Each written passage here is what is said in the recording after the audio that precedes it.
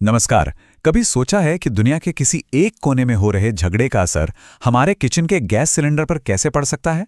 एक हालिया संबोधन में इसी कनेक्शन को समझाया गया और ये भी बताया गया कि कैसे इस ग्लोबल अशांति को उत्तर प्रदेश के विकास के एक बड़े मौके में बदला जा सकता है। चलिए इस पूरे खाके को समझते हैं। देखिए, संबोधन की शुरुआत ही इन दमदार शब्दों से हुई। दुनिया में हाहाकार है, अव्यवस्था है, अराजकता है। ये सिर्फ कुछ शब्द नहीं हैं, बल्कि ये वो बैकग्राउंड है, वो माहौल है जिसके आधार पर लोकल डेवलपमेंट की पूरी कहानी तैयार की गई है। तो चलिए इस कनेक्शन को थोड़ा और करीब से देखते हैं। सबसे पहले बात करते हैं उन मुश्किलों की जो भाषण के मुताबिक दुनिया में चल रही घटनाओं की वजह से हमारे और आपके सामने आ रही हैं। भाषण में जो सबसे जरूरी बात कही गई वो ये थी कि मिडिल ईस्ट में जो संघर्ष चल रहा है ना, वो कोई दूर देश की खबर नहीं है। उसका सीधा और मैं कहूँगा बहुत डिस्टर्ब करने वाला असर हमारी रोज की जिंदगी पर पड़ रहा है। और ये असर दिखता कैसा है? भाषण में कुछ ऐसे उदाहरण दिए गए जो शायद हम सबने कहीं ना कहीं देखे होंगे। गैस सिलेंडर खरीदने के लिए अचानक मची होड़, पेट्रोल पंपों पर बेवजह की लंबी लंबी लाइनें, समाज में टेंशन फैलाती झूठी अफवाहें और जरूरी सामान की जमाखोरी। मतलब ये सब मिलकर एक घबराहट वाला माहौल बना देते हैं। तो सवाल यह है कि इस घबराहट और अव्यवस्था से निपटा कैसे जाए। यहीं से कहानी का दूसरा और बहुत दिलचस्प हिस्सा शुरू होता है। संकट के समय में एक नागरिक की क्या भूमिका होनी चाहिए। भाषण में सच्ची राष्ट्रभक्ति को एक बहुत ही प्रैक्टिकल नजरिए से समझाया गया। इसके मुताबिक देशभक्ति का मतलब सिर्फ नारे लगाना नहीं, बल्कि मुश्किल समय में देश के मुद्दों पर सरकार का साथ देना, मिलकर काम करना है। और देखिए, यहाँ दो तरह के बर्ताव में एक साफ फर्क दिखाया गया है। एक तरफ है पैनिक यानी घबराहट वाला व्यवहार जो अफवाहों पर यकीन करने और जमाखोरी से शुरू होता है, और दूसरी तरफ है देशभक्ति वाला व्यवहार जो कहता है कि ऑफिशियल गाइडलाइंस को फॉलो करें और सहयोग करें। और अपनी बात पर वजन देने के लिए एक सीधी चेतावनी भी दी गई कि अगर हम उतावलेपन में किसी अफवाह के चक्कर में पड़ते हैं तो हमारी राष्ट्रभक्ति पर लोग संदेह करेंगे। मतलब एक नागरिक के व्यवहार को सीधे सीधे राष्ट्रीय कर्तव्य से जोड़ा जा रहा है।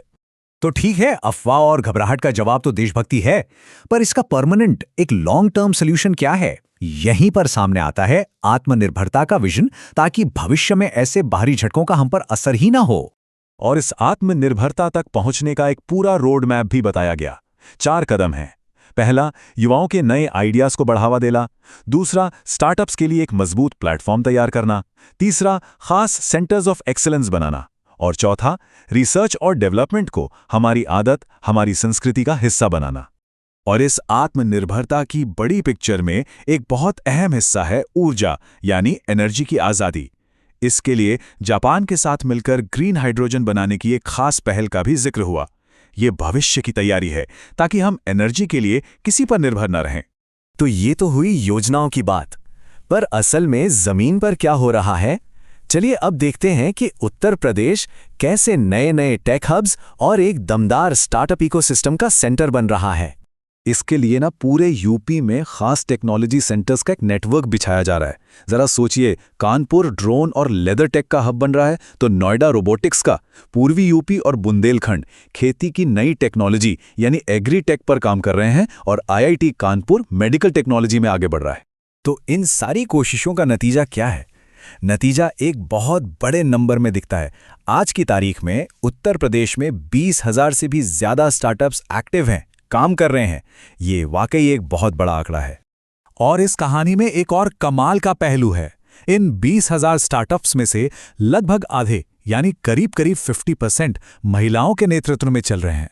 ये सिर्फ एक आंकड़ा नहीं, बल्कि यूपी में हो रहे एक बड़े सामाजिक बदलाव का भी संकेत है।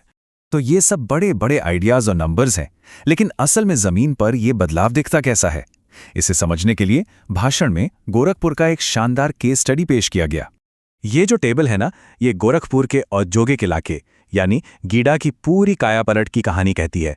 जरा देखिए, जहां पहले सिर्फ 2 इंडस्ट्रीज थीं, वहीं पिछले 9 सालों में 300 से ज्यादा लग चुकी हैं। निवेश जो कभी सिर्फ 30 करोड़ था, वो आज बढ़कर 15,000 करोड़ के भी पार चला गया है। और इसका सीधा फायदा रोजगार पर हुआ है, जहां 5,000 से ज्यादा नई नौकरियां बनी हैं। और ये तो सिर्फ गीडा की बात थी। अगर हम पूरे गोरखपुर क्षेत्र को देखें तो पिछले दशक में कुल निवेश का आंकड़ा आपको सच में चौंका देगा। 1 लाख करोड़ रुपए से भी ज्यादा का निवेश। तो सवाल उठता है कि भाई ये इतना भारी भरकम पैसा आखिर गया कहाँ? भाषण के मुताबिक ये पैसा जमीन पर बड़े बदलाव लाने में लगा। हेल्थ सेक्टर में एम्स और आयुष यूनिवर्सिटी जैसे बड़े संस्थान बने। दशकों से बंद पड़ा फर्टिलाइजर कारखाना फिर से चालू हुआ। कनेक्टिविटी के लिए गोरखपुर लिंक एक्सप्रेसवे जैसे बड़े प्रोजेक्ट्स बने और साथ ही 350 से ज्यादा नई इंडस्ट्रियल यूनिट्स भी लगाई गईं।